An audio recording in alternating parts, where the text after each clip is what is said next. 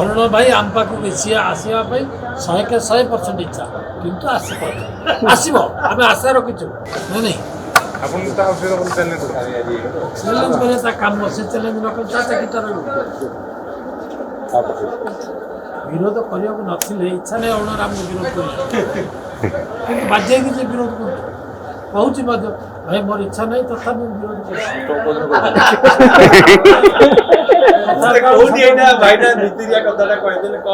ଠିକ ଅଛି ଆମେ ୱେଲକମ୍ କରୁଛୁ।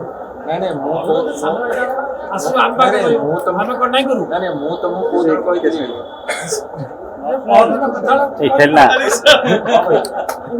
ଇଚ୍ଛା ନଥିଲେ ବି ଆମେ ସବୁ କରିବାକୁ ପଡୁଛୁ।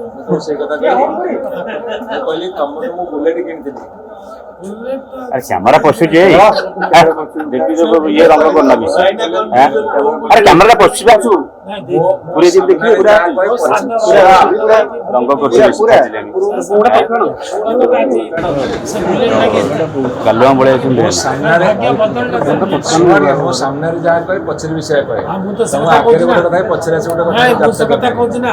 ଅରୁଣ ଭାଇ ଆମ ପାଖକୁ ଆସିବା ପାଇଁ 100% ଇଚ୍ଛା, କିନ୍ତୁ ଆସିବ ଆମେ ଆଶା ରଖିଛୁ, ନିଶ୍ଚିତ ଭାବରେ ଆସିବ। ଗୋଟେ ମିନିଟ୍ ଶୁଣିବ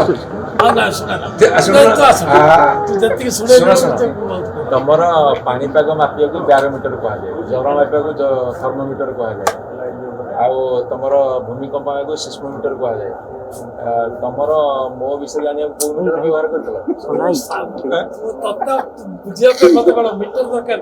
ମୁଁ ତ ଦୀର୍ଘ ଦିନରୁ ଜାଣିଛି ତତେ ଦେଖିଲେ କହିଦେବି ତୋର ଭିତରେ କ'ଣ ଅଛି, ଏଇଟା କ'ଣ ଅଛି, ଏଇଠି କ'ଣ ଆମେ ୱେଲକମ୍ କରୁଛୁ ତତେ। ଯଦି ଖୋଲା ଲୋକ ତମ ଭିତରେ କାହିଁ କହିବେ?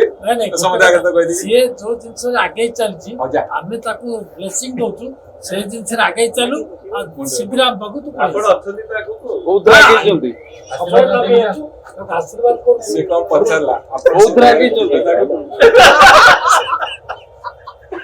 ସବୁବେଳେ ଆଶା କରୁଛୁ ତୁ ଧରକୁ ପଳେଇ ଆମ ଭବିଷ୍ୟତ ନାହିଁ।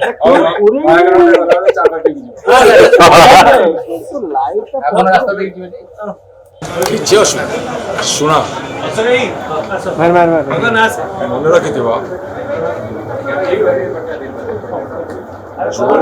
ରାଜନୈତିକ ଲୋକମାନେ ଏ ଦେଶରେ ସିଧାସଳଖ ଭାବରେ ସତ କହିବାର ସାହସ